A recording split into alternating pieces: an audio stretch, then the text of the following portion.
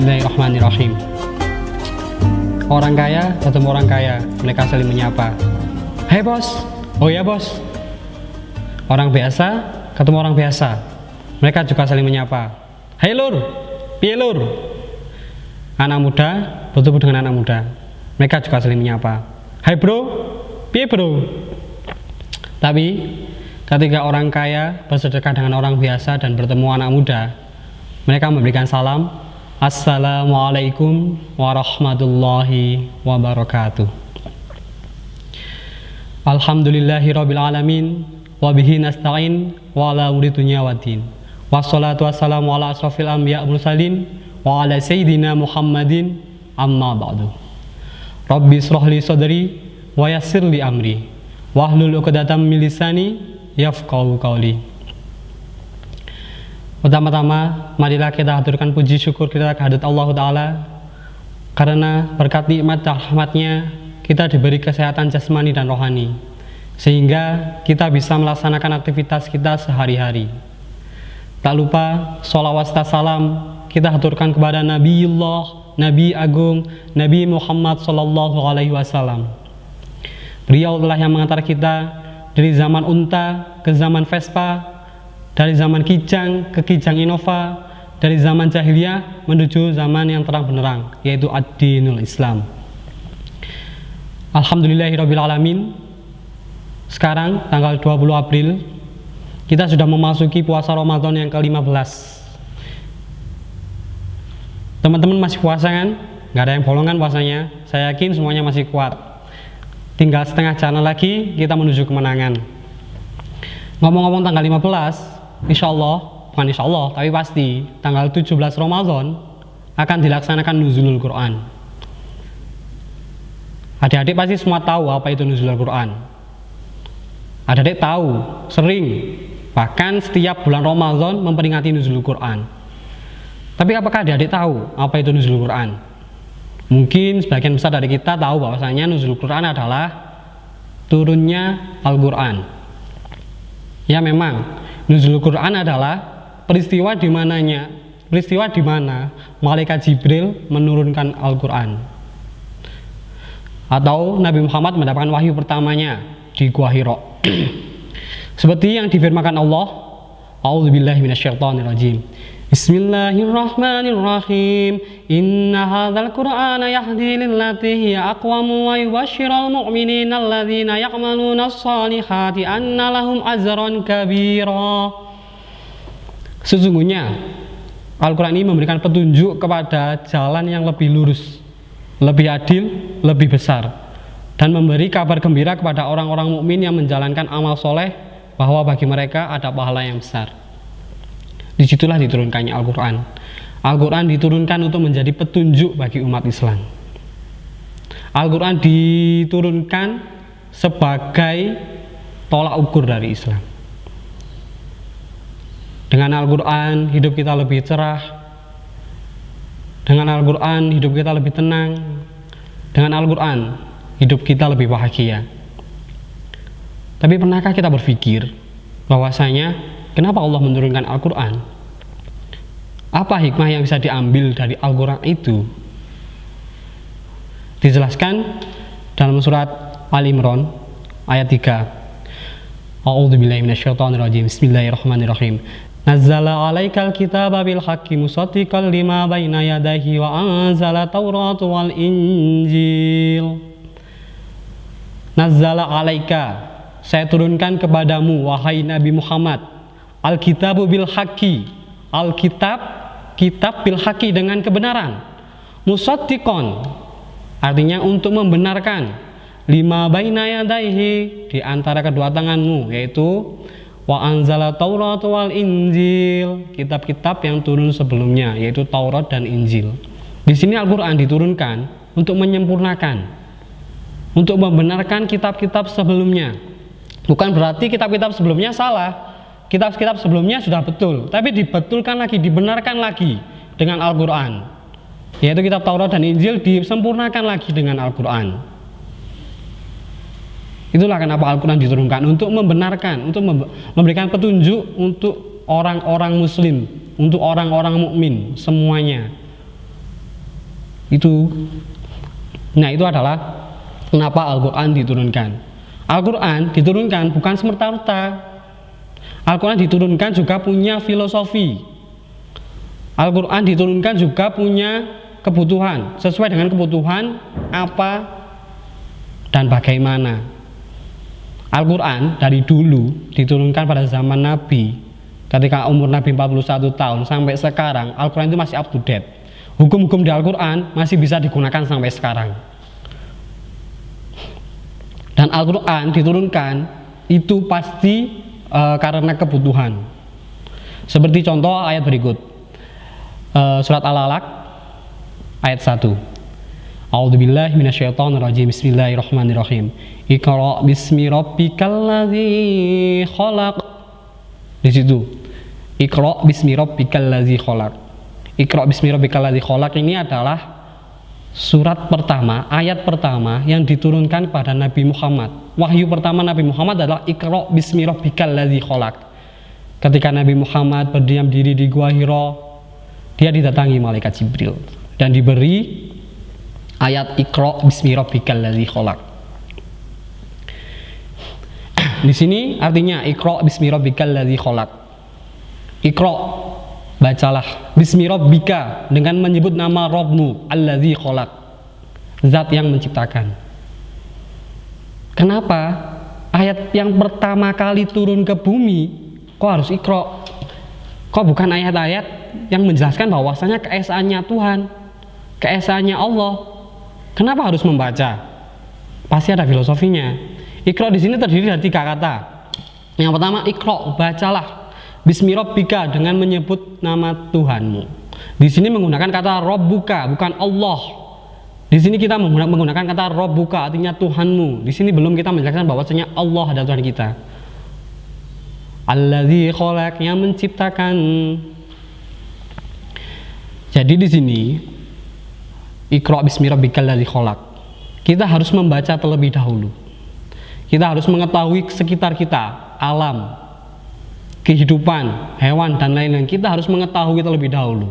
Dengan cara membaca kita mengetahui dulu alam yang diciptakan oleh Allah. Setelah kita tahu alam yang diciptakan Allah, baru kita tahu siapa itu Allah, bagaimana besarnya Allah, bagaimana esanya Allah. Karena ciptaannya tadi. Kalau semuanya kita belajar, tapi kita tidak dasari dengan bismi rabbika, dengan menyebut atau melandaskan Tuhan, kita bisa saja sombong.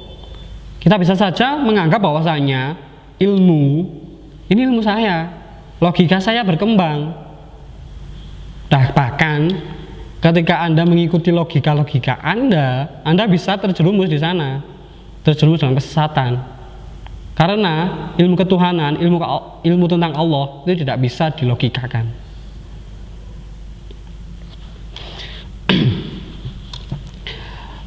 Di sini tadi dijelaskan bahwasanya Iqra bismi rabbikal ladzi khalaq itu sudah ada filosofinya tersendiri. Beliau menginginkan bahwasanya, Allah menginginkan bahwasanya kita harus belajar terlebih dahulu tentang alam sebelum belajar mengenal beliau. Jadi kita tahu dulu ciptaannya, dan kita harus menuntut ilmu. Kita harus belajar dan belajar. Ketika kita bilang belajar, bahwasanya diibaratkan lautan itu adalah tinta dan kita adalah pulpennya. Sebanyak apa ilmu jika lautan itu adalah tinta, bayangkan. Dan sekarang yang sudah merasa besar, yang sudah merasa sok pintar dan lain-lain, apakah benar itu sudah terjadi? Kita hanya ibarat ballpoint. Untuk ballpointnya tadi masih direfill atau belum, kita belum tahu. Ballpointnya tadi masih refill atau masih menggunakan satu tinta itu saja, kita nggak tahu. Jadi kita harus tetap belajar. Jangan lupa belajarnya terus dengan bismi rabbika, dilandaskan dengan Tuhan, dilandaskan dengan Allah, jangan dilandaskan dengan hal-hal yang lain. Kembali lagi ke topik nuzulul Quran, diturunnya Al-Quran. Nuzulul Quran tidak diturunkan serta-merta langsung ke Nabi Muhammad dalam bentuk 30 juz pada tanggal 17 Ramadan itu. Tapi tanggal 17 Ramadan itu awal pertama Nabi mendapatkan wahyu. awal pertama ayat yang diturunkan oleh Al-Quran melalui malaikat Jibril. Turunnya Al-Quran ada beberapa tahapan. Tahapan yang pertama, Allah langsung menurunkan ke Lauhul Mahfuz.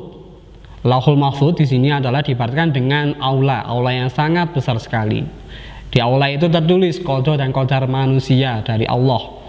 Jadi di situ tertulis siapa jodoh sampean, kapan sampean mati, sama orang kaya atau menjadi orang miskin, bagaimana usaha sampean, semuanya di situ sudah tertulis di Lauhul Mahfuz. Di situ Al-Quran pertama kali diturunkan ke Lauhul Mahfuz. Di sini diibaratkan Al-Quran ini masih belum jelas. Al-Quran ini berupa mushaf atau berupa apa, tidak tahu. Tapi sebagian ulama menyebutkan bahwasanya ketika ada di Lauhul Mahfuz, Al-Quran itu adalah hafalan para malaikat-malaikat. Hafalan para malaikat-malaikat itu adalah Al-Quran. Setelah dari Lauhul Mahfuz kemudian diturunkan ke Baitul Izzah. Baitul Izzah itu adalah langit yang ada di bumi. Jadi setelah di Baitul Izzah dibawa oleh malaikat Jibril, diberikan ke hatinya Nabi Muhammad ketika Nabi Muhammad berdiam diri di Gua Hira. Singkat cerita seperti ini. Mungkin ya, kan kita nggak tahu bagaimana percakapannya Nabi Muhammad dan malaikat Jibril. Kita nggak tahu. Ini perumpamaan saja, jangan dianggap serius. Assalamualaikum bro. Oh ya, waalaikumsalam. Bril, apa om? Iki lho mat, aku oleh titipan tau Gusti Allah, kon kakek anak awakmu. Ini loh, saya mendapatkan titipan dari Tuhan Allah untuk memberikan kepadamu, untuk menenangkan hatimu, untuk memberikan petunjuk kepadamu. Seperti itu mungkin hanya kiasan kata dari saya. Seperti itu percakapan antara Nabi Muhammad dan malaikat Jibril. Di situ Nabi Muhammad mendapatkan ayat pertama, Iqra bismi rabbikal ladzi khalaq. Kemudian nuzulul Quran atau turunnya Al-Quran. Al-Quran itu diturunkan tidak semerta-merta dalam satu hari, blek jadi blek pada hari itu, tidak. Tapi Al-Quran diturunkan selama 23 tahun, atau lebih tepatnya 22 tahun 2 bulan 22 hari. Itulah masa di mana diturunkannya Al-Quran. Al-Quran diturunkan secara berangsur-angsur sesuai dengan kebutuhan manusia. Duh, kenapa? Kok Al-Quran diturunkan secara berangsur-angsur? Kok nggak sekalian langsung 30 juz diberikan pada Nabi Muhammad? Apakah Nabi Muhammad tidak bisa? Pasti bisa. Nabi Muhammad adalah orang-orang pilihan. Nabi Muhammad adalah orang pilihan dari Tuhan. Ketika dia langsung diberi 30 juz langsung dihafalkan, bisa. Tapi tidak seperti itu. Al-Quran diturunkan untuk menjawab pertanyaan-pertanyaan dari kafir Quraisy. Ketika kafir Quraisy bertanya tentang ketuhanan, ketika kafir Quraisy bertanya tentang hukum, ketika kafir Quraisy bertanya tentang fikih, dijawab semuanya dengan Al-Quran. Dan ada lagi faedah kenapa Al-Quran diturunkan secara bertahap-tahap, kok nggak langsung 30 juz. Yang pertama, sebagai peneguh hati Rasulullah. Selain itu juga merupakan hiburan bagi hati beliau yang sedang bertugas menyampaikan ajaran Islam. Jadi untuk menyenangkan hati Nabi Muhammad, kenapa Al-Quran diturunkan secara berangsur-angsur, tidak langsung? Karena apa? Ketika dakwah di zaman kafir Quraisy, di zaman kenabian Nabi Muhammad, itu sangat berat. Setiap hari Nabi Muhammad dicerca, dicela, bahkan diludahi. Setiap hari. Kemudian dikuatkanlah dengan ayat-ayat dari Al-Quran, sehingga hati Nabi Muhammad tenang, sehingga Nabi Muhammad lebih senang karena merasa bahwasanya dia kokoh. Itu alasan pertama kenapa Al-Quran diturunkan secara berangsur-angsur. Yang kedua, memudahkan Rasulullah dalam menghafal ayat Al-Quran. Di sini ketika diturunkannya berangsur-angsur, itu memudahkan Nabi Muhammad untuk menghafalkan dan mengamalkan kepada sahabat-sahabatnya. Jadi pada zaman dulu belum ada namanya mushaf. Al-Quran itu dihafalkan, bukan ditulis seperti yang sekarang zaman baca. Alhamdulillah kita sudah masuk pada zaman sekarang. Al-Quran sudah ada tulisannya, ada harokatnya, ada titik dan lain-lain. Ketika zamannya Nabi Muhammad, Al-Quran tidak ada harokat, tidak ada titik, hanya sambungan huruf-huruf hijaiyah. Bagaimana kita bisa membacanya? Tapi Nabi Muhammad bisa. Nabi Muhammad diceritakan bahwasanya beliau adalah seorang yang ummi. Ummi di sini diartikan bahwasanya beliau tidak bisa baca, tidak bisa tulis. Dan ketika itu beliau mendapatkan wahyu pertama kali diturunkan di Gua Hira, beliau bisa membaca. Kafir Quraisy bertanya-tanya, siapa itu Muhammad? Muhammad itu adalah orang yang bodoh. Dia adalah orang yang ummi. Kok bisa dia membuat kata-kata yang seindah itu? Ayat-ayat Al-Quran itu sangat indah. Bahkan orang Arab sendiri belum tentu bisa menafsirkan ayat-ayat pada Al-Quran itu. Sangat indah sekali. Bahkan ahli bahasa pada zaman itu mereka nggak bisa mengartikan dari arti-arti Al-Quran. Bahkan mereka tidak bisa membuat ungkapan yang lebih indah daripada ayat-ayat Al-Quran itu. Itulah kekuatan Al-Quran. Alhamdulillahirrahmanirrahim. Yang ketiga, faedah dari diturunkannya Al-Quran secara turun-menurun adalah agar lebih mudah dimengerti dan dijalankan isinya oleh kaum muslimin. Jadi karena diturunkan secara berangsur-angsur sesuai dengan kebutuhan, maka akan lebih mudah dipahami. Ketika ada kejadian seperti ini, maka diturunkanlah ayat seperti ini. Ketika ada hukum seperti ini, maka diturunkanlah hukum ayat seperti ini. Contohnya, Homer di Al-Quran tidak langsung dinas haram, tapi berangsur-angsur juga untuk mendekati orang-orang kafir Quraisy. Yang pertama, Homer dijelaskan bahwasanya Homer itu lebih banyak mudharatnya daripada manfaatnya, lebih banyak keburukannya daripada kebaikannya. Masih belum diharamkan di sini. Homer masih lebih banyak mudharatnya. Kemudian kedua, turunkan lagi, Homer merusak hati seseorang. Jadi setelah itu diturunkan lagi, baru diharamkan Homer itu. Jadi tidak langsung Homer itu haram, tapi memiliki 3 tahap. Seperti itu. Maka Al-Quran diturunkan berangsur-angsur supaya mudah dipahami dan bisa menjawab pertanyaan-pertanyaan dari kafir Quraisy tadi. Yang keempat, memberikan kesempatan bagi umat Islam saat itu untuk meninggalkan segala tradisi dan kebiasaan jahiliyah. Jadi perlahan-lahan di situ kita diajari meninggalkan hal-hal yang buruk dari Al-Quran tadi. Itu yang keempat. Yang terakhir, sebagai bukti bahwa Al-Quran memang ayat Allah SWT, bukan karangan Nabi Muhammad. Di sini Al-Quran itu adalah kalamullah, bukan kalam Muhammad. Kalamullah, kalam dari Allah langsung, yang diturunkan melalui malaikat Jibril. Kita harus meyakini itu.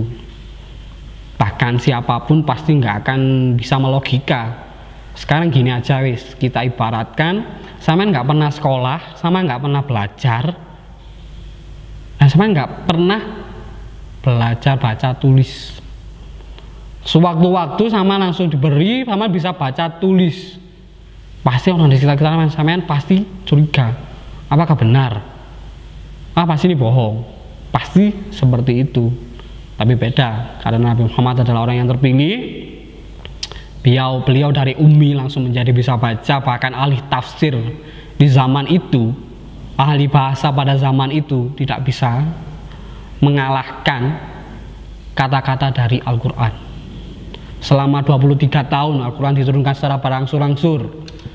Di sini Allah menginginkan, ayo kafir Quraisy, di sini saya punya kalamullah. Apakah kalian bisa menandingi kalam ini? Silahkan coba tandingi kalam ini. Tapi buktinya sampai sekarang tidak ada yang bisa menandingi kalamullah. Itulah hikmah dari diturunkannya Al-Quran. Unzur maqala wala tanzur man qala. Mohon maaf apabila saya banyak sekali kesalahan, karena kebenaran hanya milik Allah semata. Saya hanya al-insan yang mahalul khoto' wan nisyan. Akhirul kalam, wallahu muwaffiq ila aqwamit thoriq. Assalamualaikum warahmatullahi wabarakatuh.